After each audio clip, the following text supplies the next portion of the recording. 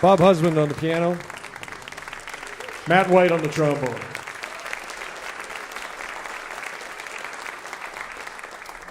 Welcome everybody, and for joining us this evening at Betty Andrews Recital Hall. This is the first time we actually do a big band concert. Honestly, I rehearsed in here twice a week as director of the MacEwan University Big Band, but we've never actually done a concert in here, so we're trying it just to see how it works. And thank again, put your hands together for the River City Big Band.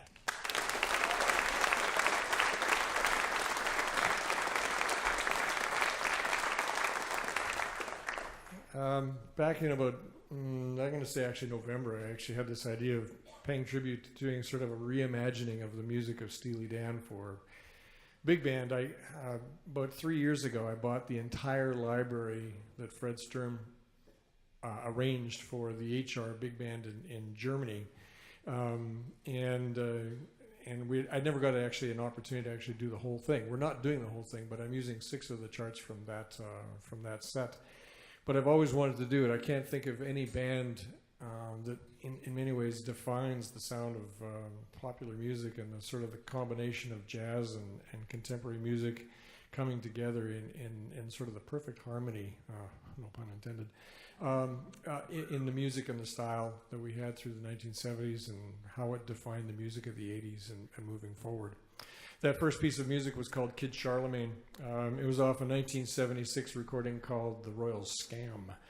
And it reached actually number 82. If you can imagine, that was a time that actually this kind of music was on the Billboard charts and lasted 6 weeks on Billboard. At 82, I might add. But the fact is it actually made it onto it. And it became well known for one of the greatest guitar solos of its time. It was done by Larry Carlton. It's actually listed in the top 10 jazz guitar solos in the top 100 solos that we have in time. So it's kind of a pretty interesting piece of music.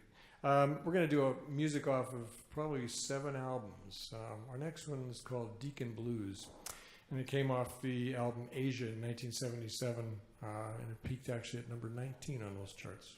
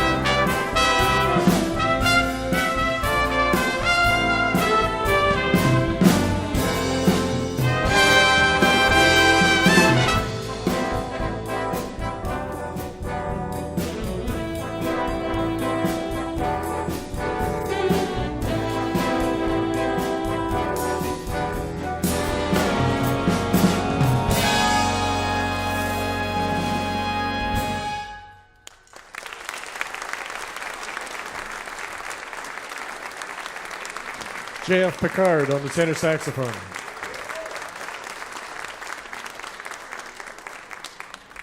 For those of you who remember the original, the solo was done by Pete Crystallieb, and he totally ripped off the beginning of it. That was so cool. I loved it. It was great. Next piece of music we're going to play actually is, it wasn't written, there are very few tunes that were not written by Steely Dan, but they are by Becker and Fagan. But this one actually was written by, they had a real love for jazz, obviously, and that was meant for them, that was their roots. And they loved the music of Duke Ellington, and so they went back and they borrowed some of the elements from them. This piece of music is called East St. Louis Toodaloo, which is actually comes from 1927 out of the Duke Ellington, and actually written by Bubba Miley as well. That was co-written, although Ellington said it was his because that's where the money was. It was in the writing in those days. It was jungle music is really what it was. This was off the 1974 album by Steely Dan called Pretzel Logic. This is East St. Louis Toodaloo.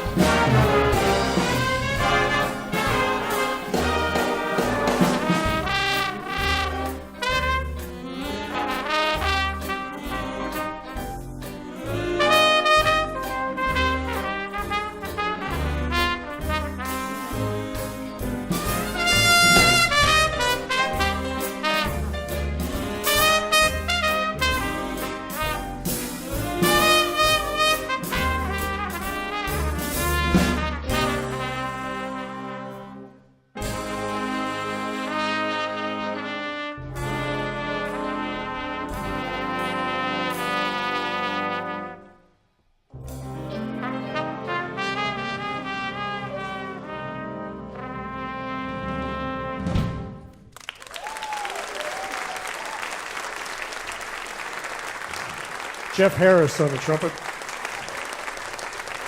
Lisa Anderson on the saxophone.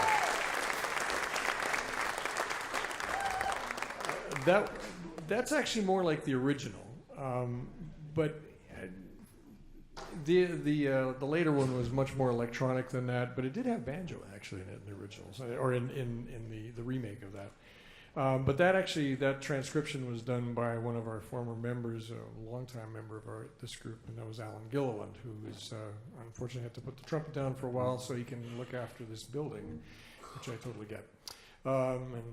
Anyways, we're going to continue on with our next piece of music. This is called Do It Again. This actually came off the original 1972 album called Can't Buy a Thrill. Really weird cover, big lips, all that kind of stuff. It actually debuted, actually it reached number 6 on the top 40 charts. In 1973, it lasted there for 3 months. Making at that time Steely Dan the second highest single lasting on the charts at that point. The first one was by the Beatles. I can't remember which one it was. But this particular arrangement, the arrangements we've had done before came from various writers. Mark Taylor was one of them, and the first one was Mike Tamaro. This one actually is out of that library that I was telling you about. And it was a reimagining of the music of Steely Dan. This was arranged by Fred Sturm. Do It Again.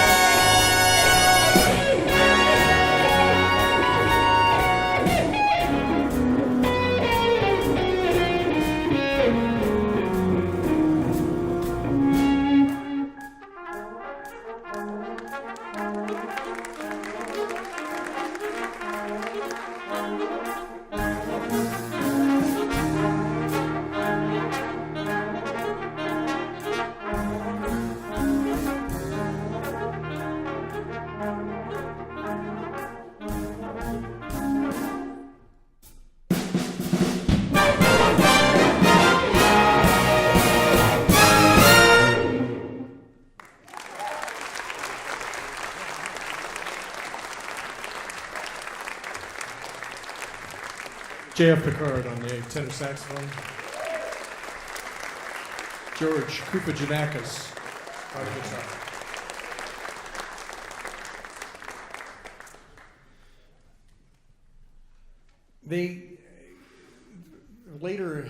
They kind of took a bit of a break in their time, and there was a lot of time between some of their recordings. That's the bottom line. Their 8th album was called Two Against Nature, and it came almost 20 years after the previous, which was the 7th release, and it was released in 2000. And actually, it was a really interesting recording. It was very, very eclectic, great writing, great performance, great production. It actually won 4 Grammy Awards in 2000, which was like unheard of at that time, except if you're Beyonce or somebody like that. Who cares? It followed Gaucho, which was in 1980. But off that particular album, actually Rolling Stone, I love what it says. Two Against Nature is Dan defined. The album mixes world-class chops and jazzy postgraduate soul sound with some wonderful vague storytelling.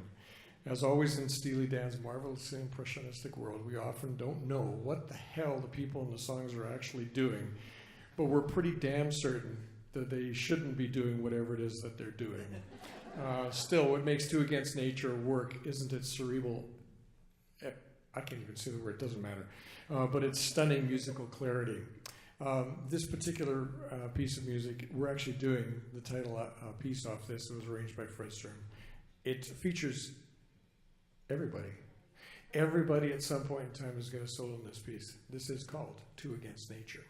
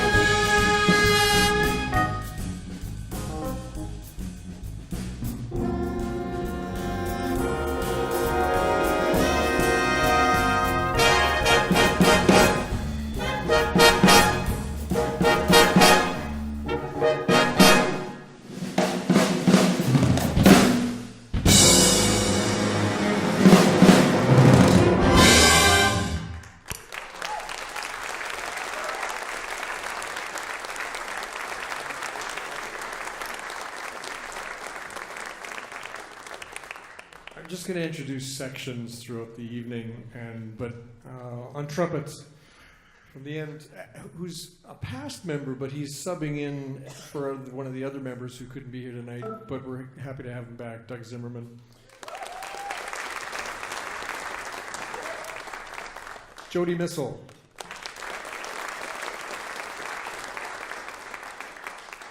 Gentleman was a longtime director of this group, and we're very happy to have him in the group right now, Mr. Neil Corlett.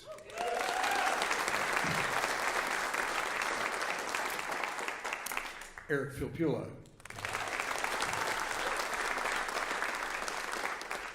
And Jeff Harris.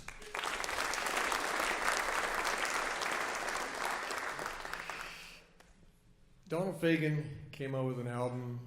In the 1980s, he and Becker decided to do some of their own solo projects. And Donald Fagen came out with an album called The Night Fly.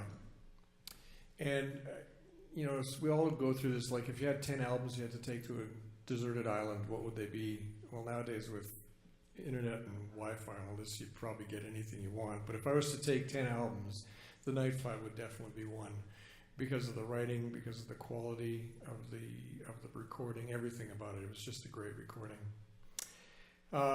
And he did a lot of his own pieces on that particular recording, but he also did a cover of a Lieber and Stoller piece of music called Ruby Baby, which came from 1956. It actually was originally recorded by the Drifters, and it actually was one of their first big hits, and it was then re-released in 1962 by Dion, and actually made Dion an international superstar.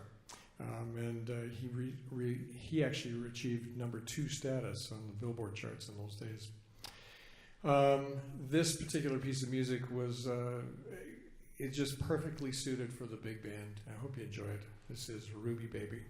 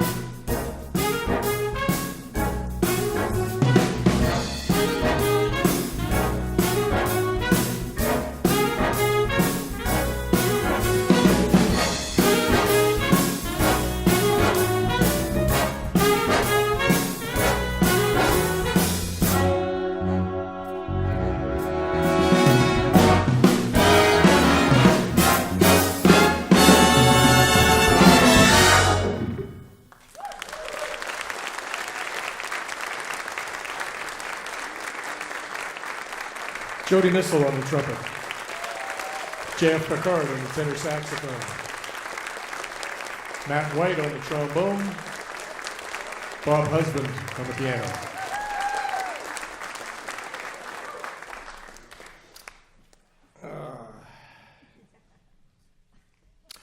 Gaucho.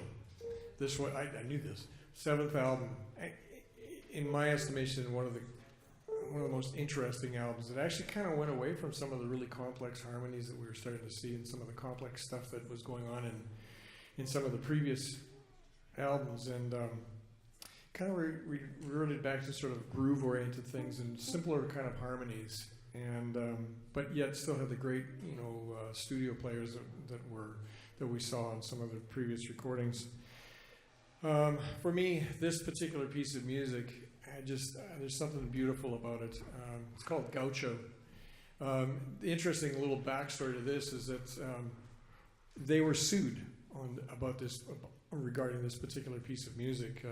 A little jazz pianist by the name of Keith Jarrett wrote a particular piece of music called "Long as You Know You're Living Yours," and it was written back in 1974, and it wasn't thought about. It was plagiarized. And Donald Fagen said, well, yeah, I love Keith Jarrett's track. Yeah, and I think it was strongly influenced. Of course it was. It's the same piece of music, loosely. But needless to say, after the album, after they went through the lawsuit, actually Keith Jarrett became credited as the third writer, because there are elements that are clearly Steely down on this particular piece of music as well. But we're going to play for you, arranged by Fred Sturm. This is Gaucho.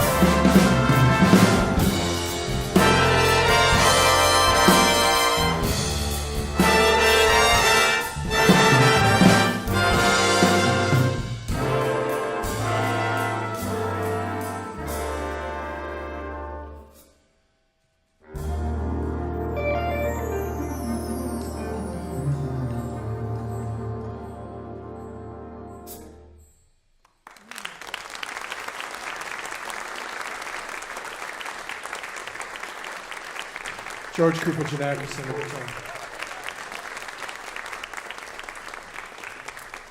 And a little bit of Doug Zimmerman doing the mariachi trumpet thing.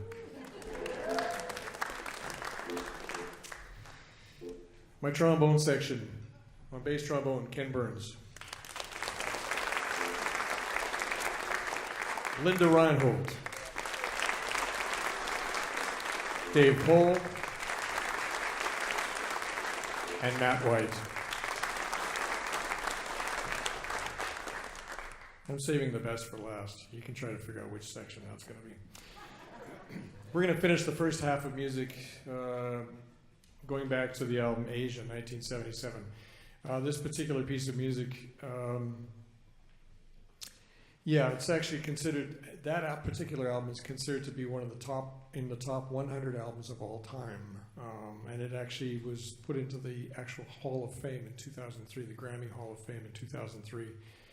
This album, actually, they say, is often cited as being one of the best test recordings for audiophiles due to its high production standards. I actually think it goes beyond that. It's great musical standards as well. We're going to finish off our first half of the set, or the first half of this evening, with Josie.